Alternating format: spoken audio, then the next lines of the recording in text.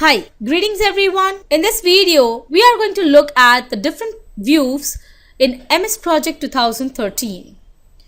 Over the lifetime of a project, you need to look at it from many perspectives. That's why project has dozens of built-in views that you can display in different panes within the main project window. Project lets you pick the view you want in a number of places within the program.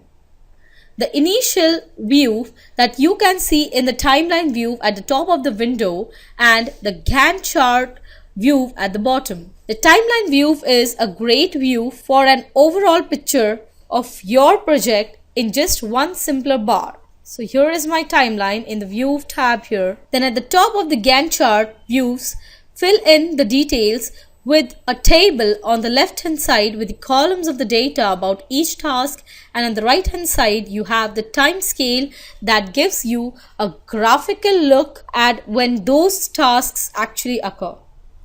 One thing to understand about project views is that this Gantt chart view is considered a single view, even though it has a table pane on the left and a time scale pane on the right.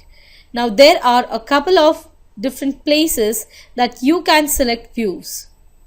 The first place, since we are on the task tab, is the Gantt chart button right on the left hand side of the ribbon. Click the top half of the Gantt chart button to get the Gantt chart view that you have selected. Click the bottom half of the Gantt chart view button to get a drop down menu of different views that you can apply.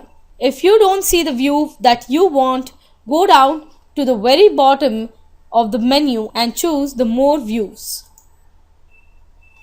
Then you get the more view dialog box and you can select whatever view you want. In this case, I am going to choose the resource allocation and then click on apply. Now this view actually has two views in it. So it's called a combination view. It has the resource usage view on the top and it has the leveling Gantt in the bottom. If you want to turn off the bottom view, go to the view tab and turn off the details checkbox. Then I will click the top half of the Gantt chart button again to go back to the Gantt chart. Now the next place that you can find views is on the resource tab. The resource tab is really similar to what you see on the task tab. So you have got a views section on the left side of the ribbon. If you click the top half of the button, you see the team planner view. If you click the bottom half of the button, you get the drop down menu and you can choose the view that you want. But the best place to get to views is on the view tab. It has two whole sections for choosing the views. The task view section has several buttons for popular task oriented views like the Gantt chart, task usage, calendar, which looks like a desktop calendar. Then the resource view section has the buttons for the popular resource views. So you can click one of those. For example, the resource usage. This is another one that it's a single view, but it has two panes. The table on the left, and in the case, rather than a time scale, it has what we call a time phase grid. So you can actually see data in the cells. The other thing that's interesting about the usage view is that you can see I am going to scroll down a little bit. In this case, summary row is for the resource and you can actually see all the different assignments for that resource. So this information in the time scaled grid is actually information about assignments. Now there's one other spot that can get to the views, and that's down at very low right hand corner of the window in the status bar. Here, can you see? There is an icon for Gantt chart, task usage, time planner, team planner and resource sheet. You can just click one of those to get to that view at any time. So if I click on task usage, it will give me a task usage view. Another shortcut for getting to views, go up to the upper left hand corner of the window and click this drop down on the quick access toolbar.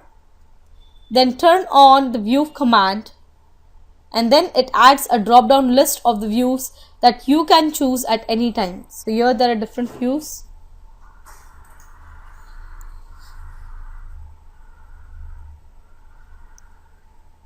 If you want to remove that from the quick access toolbar, just simply click on the drop down again and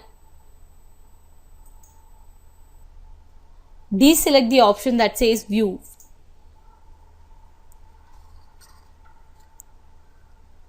The thing you can do is you can also tell the project what your favorite view is, so it also shows that every time you want to start a new project, to do that, go to the File tab and choose the options.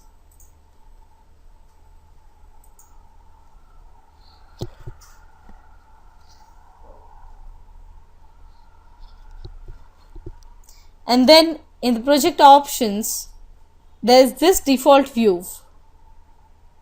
You can choose that in the menu what view you like and want to implement as a default. I'm going to leave it the way it is, though you can make changes whenever you require them. You can choose the views from several tabs in the ribbon as well as on the status bar. Later we will talk about how to work with the timeline pane, the primary pane, and another view pane called the details pane. I hope the concept is clear to you. Thank you.